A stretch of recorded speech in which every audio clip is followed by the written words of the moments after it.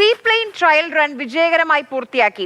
20 metre വിമാനം കൊച്ചിയിൽ നിന്ന് അഗത്തിയിൽ ഇറങ്ങി. ഇന്നത്തെ 3 പരീക്ഷണ പറക്കലിൽ ആദ്യത്തേതാണ് നടന്നത്.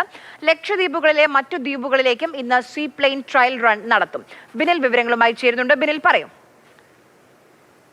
കൊച്ചിയിൽ നിന്ന് ലക്ഷദ്വീപിലേക്കുള്ള വിനോദസഞ്ചാരത്തിന്റെ പുതിയ മാർഗമാണ് ഈ സീപ്ലെയിൻ എന്നത്. ആ സീപ്ലെയിൻ സർവീസിന്റെ ട്രയൽ റൺ ആണ് ഇപ്പോൾ നടക്കുന്നത്. ഈ ട്രയൽ റൺ വിജയകരമായി കഴിഞ്ഞു കഴിഞ്ഞാൽ പിന്നീട് യാത്രക്കാരുമായിട്ടുള്ള സർവീസിലേക്ക് അത് കടക്കുകയും ചെയ്യും. ഇപ്പോൾ നമ്മൾ ദൃശ്യങ്ങളിൽ കാണുന്നത് അഗത്തി ദ്വീപിൽ സീപ്ലെയിൻ ലാൻഡ് ചെയ്യുന്ന ദൃശ്യങ്ങളാണ് ഇപ്പോൾ സ്ക്രീനിൽ കണ്ടുകൊണ്ടിരിക്കുന്നത്. കൊച്ചിയിൽ നിന്ന് നെടുമ്പാശ്ശേരി വിമാനത്താവളത്തിൽ നിന്ന് സീപ്ലെയിൻ ഏതാണ്ട് 2 മണിക്കൂർ എടുത്താണ് അഗത്തി ദ്വീപിലെത്തിയത്. 20 പേർക്ക് സഞ്ചരിക്കാൻ കഴിയുന്ന ഇരട്ട എഞ്ചിൻ വിമാനമാണ് ഇപ്പോൾ ഇത്തരത്തിൽ ട്രയൽ റൺ നടത്തിയിരിക്കുന്നത്.